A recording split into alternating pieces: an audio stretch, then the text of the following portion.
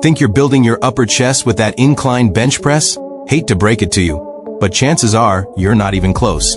In fact, most people who feel the burn in their shoulders or neck during incline press are actually doing more harm than good. And here's the crazy part. It's not because they're weak or using too much weight. It's because their setup is lying to them. Now, before we dive in, let me ask you this. When you hit the incline bench, do you feel it right under your collarbone? Or more in your front delts?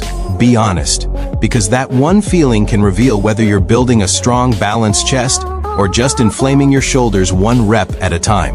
Here's the thing about the incline press. It looks simple. Bench at an angle, push the bar or dumbbells up, right? But that's exactly where the trap is. Small mistakes in angle, grip, and shoulder position completely change which muscles do the work.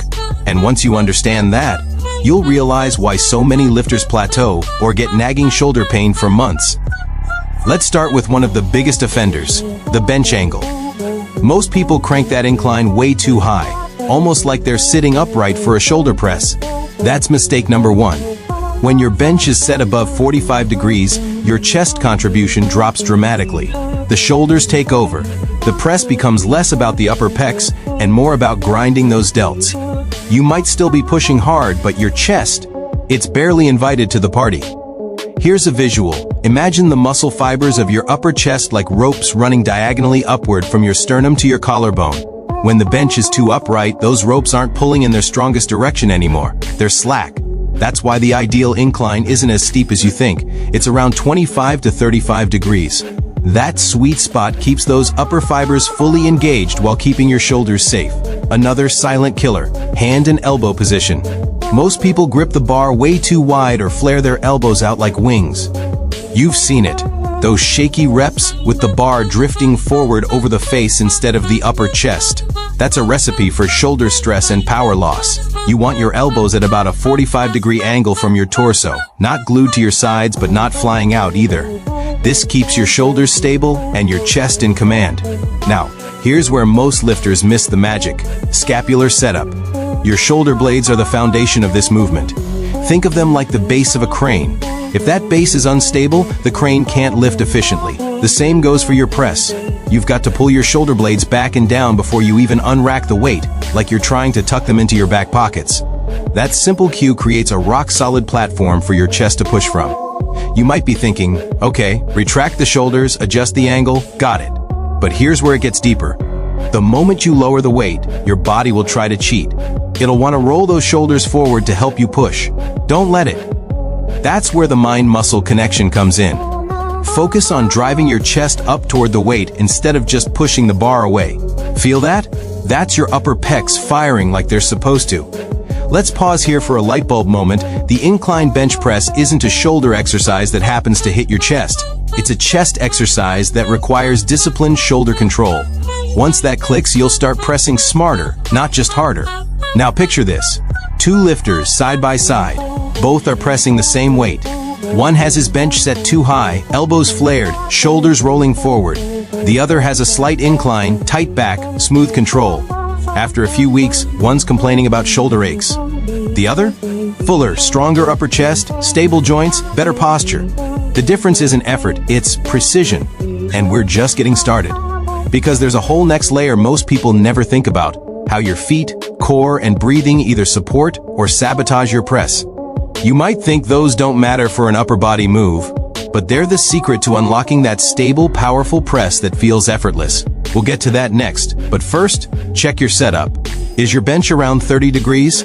Are your shoulder blades tucked in? Are your elbows tracking at a clean 45? If not, that's your first fix. Because once you master the foundation, everything else, power, growth, safety, falls into place. Stick around because in the next part, we're dialing in those hidden mechanics that separate a good press from a flawless one. Alright, let's pick up right where we left off. Because this next part is where most people either make the incline press feel light and powerful, or awkward, unstable, and painful. And it all starts from the ground up. Now, that might sound weird. You're pressing with your upper body, right? So why should your feet and core matter? Here's the truth. Your upper body can only generate as much power as your lower body can stabilize. Think of it like building a skyscraper on sand. It doesn't matter how strong the top floors are if the foundation wobbles. So before you even touch the bar or dumbbells, plant your feet. Don't let them dangle or wander off to the sides. Drive them firmly into the ground, just like you're trying to push the floor away from you. That tension travels all the way up through your legs, into your hips, and locks your body into a powerful pressing position. Next, the core. This is your anchor. Too many people arch their back wildly, thinking it gives them leverage. It doesn't, it just risks your spine. Instead, you want a controlled arch. Your lower back should have a small, natural curve, not a full bridge. Squeeze your glutes and engage your abs like you're bracing for a punch. That connection between your lower and upper body is what makes your press feel smooth instead of shaky. Here's a simple test. If someone could come up and lightly push your shoulder during your setup, and you stay rock solid, you're good. If you wobble or lose balance, your foundation isn't tight enough. Fix that before lifting. Now let's talk about the bar path, the invisible track your weight should follow. This is a game changer. Most people push the bar straight up. It feels natural, but it's biomechanically inefficient. The correct path is actually a slight arc, starting above your upper chest and finishing over your shoulders. That curve matches the natural angle of your pressing muscles and keeps your joints safe. Here's a visual. Imagine you're drawing a small diagonal line through the air with the bar, not a vertical one. When you lower the bar, it should touch your upper chest, not your throat, not your mid-chest. Just that sweet spot under your collarbones. Then as you press, drive the weight up and slightly back, keeping your wrists stacked over your elbows the entire time. That's what perfect alignment feels like. Balanced, powerful, and pain-free. And speaking of wrists, here's another common mistake: letting them bend back. When your wrists collapse, all that force you're generating leaks out through your joints instead of going into the bar. Keep your wrists straight and strong, like they're an extension of your forearms. Imagine punching the ceiling. Your wrist doesn't bend when you throw a punch, right? Same concept here. Now, here's where things start to feel different. As you lower the weight, control it. Don't just drop it and bounce off your chest. Think of it as pulling the weight down with your chest muscles, almost like doing a reverse press. This eccentric control is where real strength and muscle growth happen. 3 seconds down, 1 second up. That tempo not only builds muscle, but teaches your body perfect positioning every rep. Ever notice how elite lifters make the movement look almost slow and graceful, even under heavy weight? That's not because they're going easy, it's because they've mastered tension. They own every inch of the rep. That's what you're building toward. Here's another light bulb moment.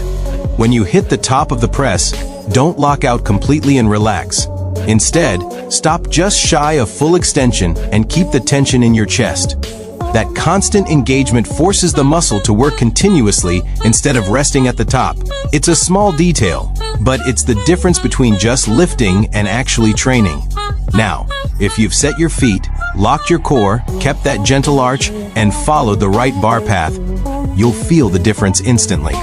The weight moves smoother, your shoulders feel safer, and the burn sits exactly where it should, right across the upper chest. But here's the kicker. Even if your form is perfect, your breathing can still make or break the lift. Most people either hold their breath too long or exhale at the wrong moment. And that's what we're tackling next. How to breathe for maximum power and stability without throwing off your rhythm. So before we move on, ask yourself this. When you press, do you feel grounded? Or do you feel like your body's floating and fighting for balance? Because once your foundation feels locked in, you're no longer just lifting weights, you're commanding them. Stick around because in the next section, we're dialing in that breathing technique and timing that turns a good press into a perfectly synchronized movement, where every muscle, every breath, and every rep work together in one unstoppable flow. Here's the secret that ties everything together. Your breath is your power source. Before each rep, take a deep inhale through your nose and fill your belly, not your chest. That breath expands your core and locks your spine in place like internal armor. Hold it tight as you lower the weight, keeping that tension alive. Then, as you drive the bar or dumbbells back up, exhale slowly through pursed lips, controlled, not explosive. That rhythm keeps your body stable and your strength consistent from the first rep to the last. You'll notice the weight feels lighter, more predictable. Every press moves smoother because your body's working as one unit. That's what separates lifters who just move the bar from those who own the movement. So now you've got the setup, the foundation, and the breathing, all synced. But the final layer? It's the subtle tweaks and cues that maximize muscle activation and growth, the kind that make every rep count twice as much. That's where we're heading. Next, the advanced refinements that turn a decent incline press into a chest-building masterpiece.